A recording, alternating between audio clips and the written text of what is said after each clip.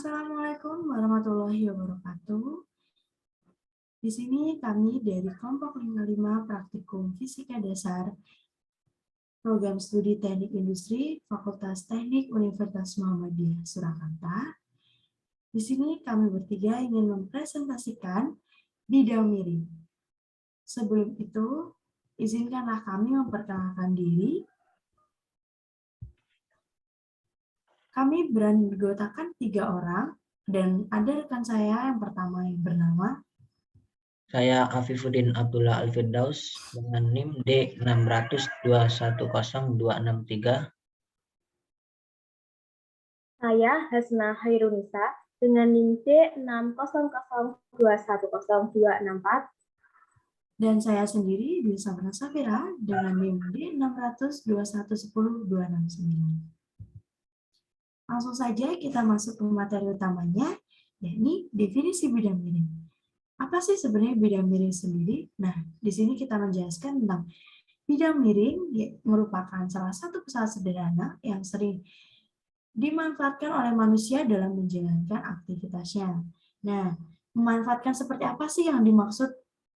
Nah, memanfaatkan konsep bidang miring ini kita lebih mempermudah manusia kan dalam menjalankan usaha atau pekerjaannya.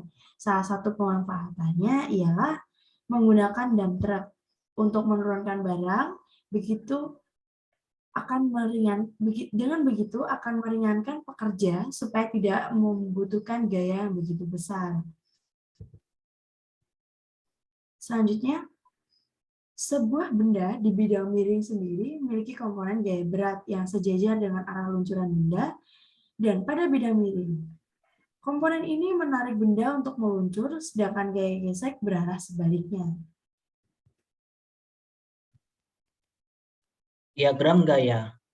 Untuk menghindari kesalahan dalam menghitung gaya-gaya yang bekerja pada benda, kita akan sangat tertolong apabila terlebih dahulu melukis diagram gaya bebas yang bekerja pada benda. Diagram gaya bebas itu sendiri adalah gambaran semua gaya yang berasal dari luar sistem yang bekerja pada sistem. Gaya luar inilah yang menghasilkan percepatan pada sistem atau benda. Diagram gaya ini sering digunakan untuk menentukan beban komponen struktural dan juga untuk menghitung gaya internal di dalam benda. Selain itu, diagram gaya bebas digunakan sebagian besar disiplin ilmu teknik mulai biomekanika hingga teknik struktural. Dalam lingkungan pendidikan seperti mata pelajaran fisika atau mata kuliah fisika dasar. Belajar menggambar diagram gaya bebas merupakan langkah penting untuk memahami topik tertentu dalam fisika, seperti fisika statis, dinamika, dan bentuk mekanika klasik lainnya.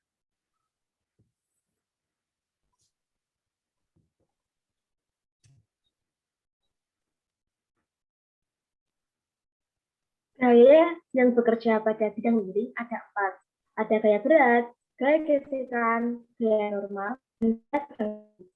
Sebelum itu, gaya sendiri merupakan suatu atau dorongan yang bekerja pada sebuah benda akibat hasil dari interaksi dengan benda lainnya.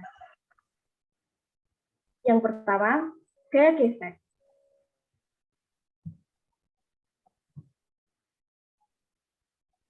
Gaya gesek adalah gaya yang ditimbulkan oleh dua benda yang bergesekan atau bersentuhan yang bersama dan berlawanan arah. Kemudian, ada gaya berat.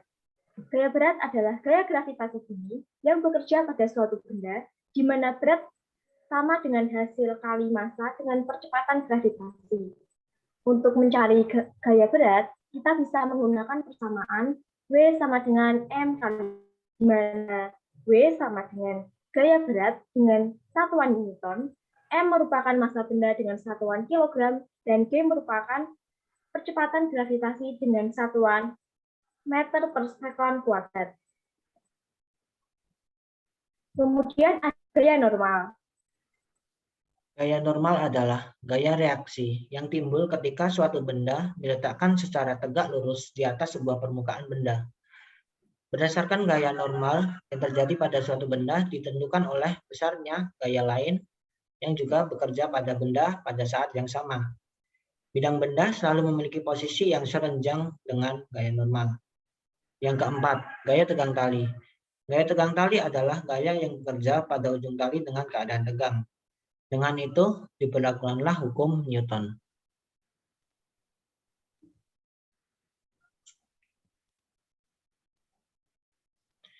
Gaya gesek dibagi menjadi dua. Ada gaya gesek statis dan gaya gesek kinetis. Gaya gesek statis itu sendiri adalah gesekan antara dua benda padat yang tidak bergerak relatif satu sama lain. Sedangkan gaya gesek kinetis adalah gesekan yang terjadi ketika dua benda bergerak relate satu sama lainnya dan saling bergesekan.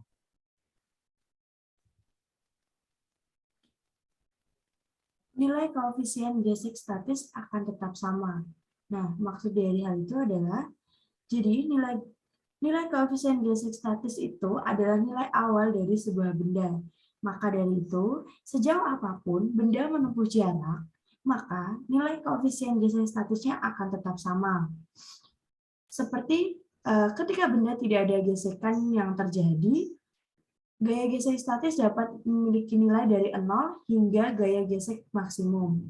Dan ada pula bagaimana cara menentukan nilai koefisien gesek statis sendiri, yakni dengan cara koefisien gesek statis dikalikan dengan gaya norma yang bekerja, atau dalam rumusnya ditulis MS dikali M. Nah, ada pula gaya gesek kinetis, teman-teman. Nah, gaya gesek kinetis sendiri itu terjadi saat benda dalam keadaan bergerak. Nah, cara menentukan nilai koefisien gesek kinetis sendiri yaitu dengan cara koefisien gesek kinetis dikalikan dengan gaya norma yang bekerja pada benda.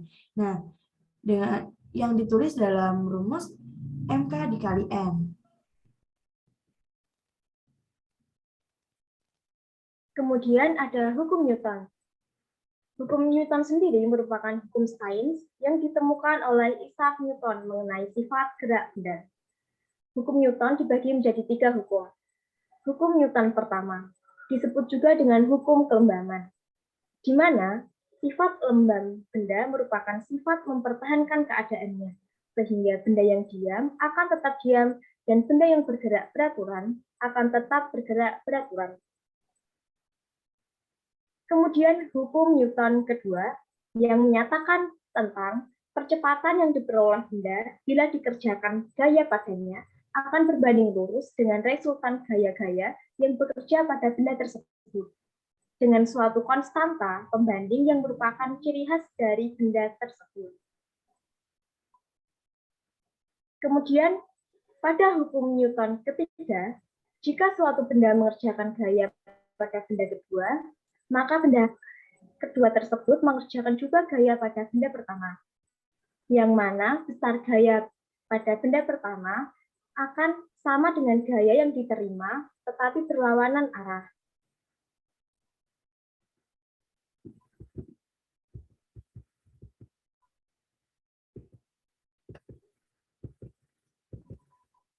Nah, sekian itu tadi presentasi dari kelompok 5 tentang bidang miring. Nah, dari sini kita membahas tentang definisi bidang miring, tentang gaya apa aja sih yang bekerja dalam bidang miring, dan juga adapun hukum Newton yang bekerja juga pada bidang miring. Nah, bidang miring sendiri seperti yang sudah saya jelaskan tadi, itu ada kayak sebuah pesawat sederhana yang membantu manusia. Nah, dan gaya-gaya yang bekerja pada bidang miring juga ada yang beragam. Ada gaya berat, gaya normal, gaya gesekan, dan gaya tegang tali. Nah, semoga materi yang kita sampaikan kali ini bisa membantu teman-teman semua dalam mengetahui apa aja sih definisi dari bidang miring dan juga apa aja sih definisi dari gaya-gaya yang terjadi pada bidang miring. Semoga materi kali ini bermanfaat bagi teman-teman semua. Terima kasih kepada teman-teman yang sudah bersedia menjelaskan tentang definisi bidang miring. Terima kasih kepada dosen pengampu kami, dan terima kasih kepada asisten pengampu kami yang sudah membantu kami dalam percobaan bidang miring di praktikum fisika dasar ini. Sekian dari kami. Wassalamualaikum warahmatullahi wabarakatuh.